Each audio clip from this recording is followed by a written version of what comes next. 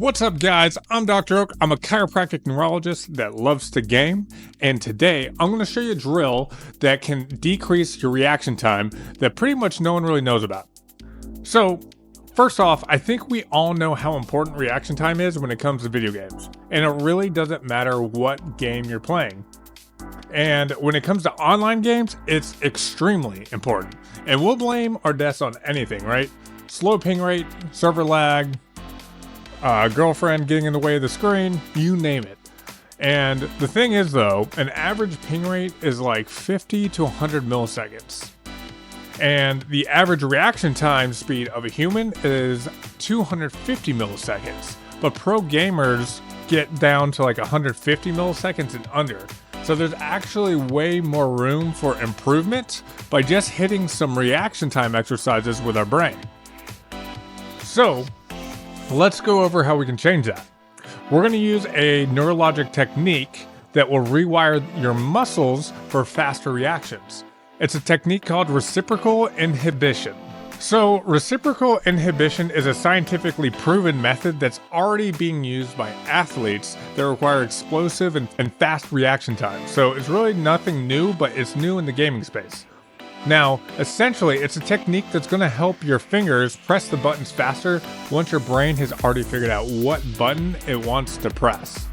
And I'm going to show you how to do this technique right now.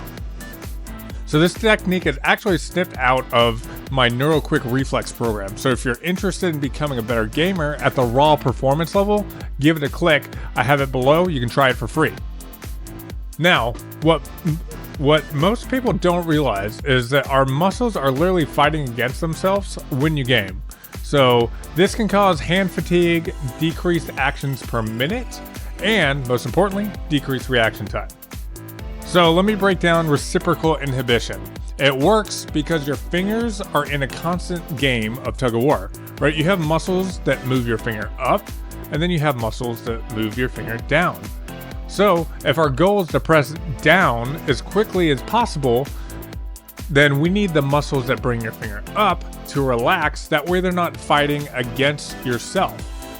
But the problem is that you can't physically be relaxed and tense at the same time, especially when you're gaming intensely, like in a clutch moment. And it's really common that when a clutch moment comes that your hands are going to lock up and you get this tension that you don't even realize. You feel like you're trying harder, and the harder you try, the more tension you're going to get, slowing down your reaction time. So essentially what happens when you are tense like this and the muscles that cause extension and flexion are both activating at the same time, your brain sends mixed signals to your fingers. It's saying, okay, move really fast, but also brace for impact. We don't know what's going to happen next. And this creates a literal electric interference when it comes to your nerves. Now, over the course of many, many years, high-level gamers like pros, they kind of naturally train the system. You know, they understand that they need to try to be relaxed as they play, but that's not all there is to it. And on top of that, they've trained these response systems to eliminate this interference. It's just happening naturally over the course of many years. But let's be honest, I don't have time, and I'm sure you don't have time for years to train in video games. Because I don't know about you, I'm trying to pwn some noobs right now. So why don't we just skip all the years of training we need for this to happen naturally on its own just through playing games, if you're lucky, and we'll just kind of force these changes to happen right now with these exercises.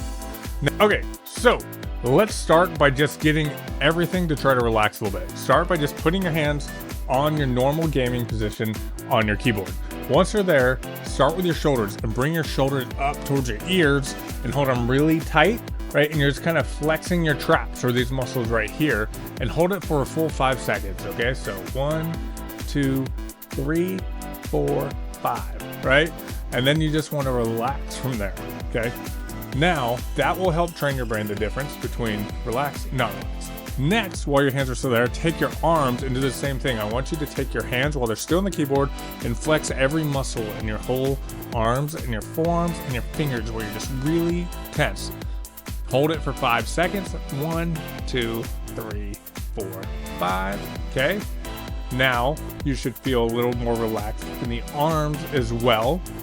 Next, just take your fingers, and just stretch them out for about 5 seconds, and then let them go back.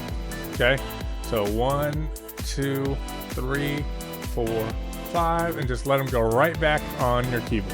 Okay, so now we should have everything nice and relaxed. And what I want you to do is take your hand, right, and I want you to do this stretch. You're going to take the front of your hand and you're going to pull it down. So I want your palm facing down, and you're taking your other hand and gently take on the back of your hand. You're going to pull it, and you want to feel a slight stretch on the back of your forearm here, okay? And go ahead and hold that for 20 seconds, okay? So I won't make you watch me do this for a full 20, but you get the point. Then you want to do that on your other hand, right? 20 seconds. Now, here's the trick. Immediately when you finish doing your stretch, go to your keyboard and press a button, any button, preferably a button you'd use in your game a lot, and you want to press 10 times as fast as you can. But when you're pressing that button, you want to be very gentle, right? You want to keep everything relaxed, right? And I don't want you over mashing it. I want you just, when you're pressing as fast as you can, you're pressing it down to where you're barely having to press that button to get it to click. And do that as fast as you can for full 10 seconds. So when stretching the extensors, it activates the receptors in the muscles, and that tells your brain it's time to relax these extensors. And then you immediately start activating your flexor muscles, and that's going to shave milliseconds off your reaction time. Now, this is a super dramatic contrast to your brain, and it forces your nervous system to recognize and amplify the reciprocal inhibition, right? And so essentially, it's talking about we want to inhibit these muscles when you're pressing down. Now, the timing here is super important. You want to stretch one hand and then immediately right after start pressing the button. Don't do both first, okay? One hand, press the button. Because you want to make sure you're doing it within 3 seconds to get the full benefit. Okay, so now last drill that I want you to really hammer down that's going to make a huge difference in this is, again, I want you to go on to the keyboard and you want to place your fingertips on the keys, and what you're going to do is you're just going to press down very gently, okay?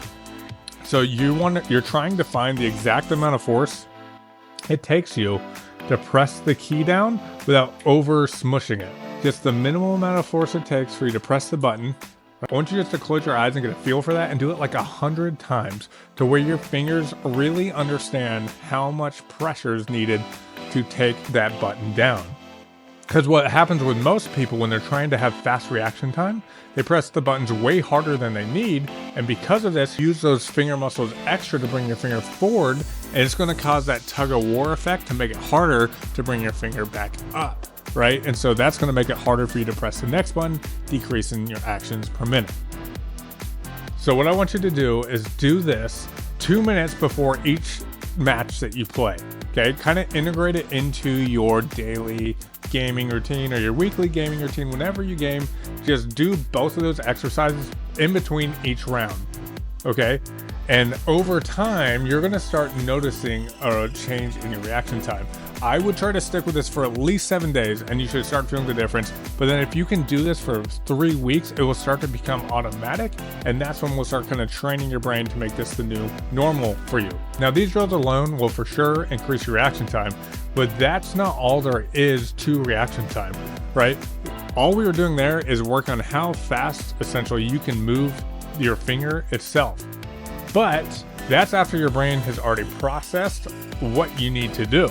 So remember, reaction time has several steps. So to really increase your reaction time, you need to increase the whole system. Essentially, how long it takes your eyes to process what's on the screen, how long it takes your brain to process what your eyes are seeing, how long it takes your brain, once you've decided what it's seeing, what you want to do with that information, and what movements you want to take, right? So there's this integration between your cognition and your motor movement. So essentially, you might look at your screen and say, okay, there's a sniper poking out around the corner.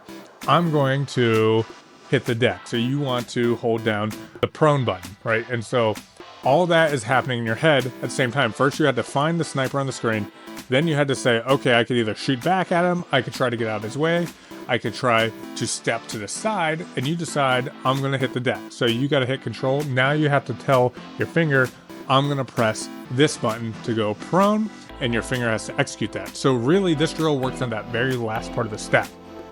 But we can actually work on every single part of that step, from the visual processing to the cognition to the motor cognition integration, all the way down to the motor performance itself, like we did today. And I actually have a 4-week program for that. It's called the Neuroquick Reflex Program. It's designed to go through every single one of those steps, and it's been pretty crazy. We've decreased the reaction time of hundreds of players by 15 to 50% in some people. So if you're interested in trying this, we have a free trial, so you could click below to give it a go.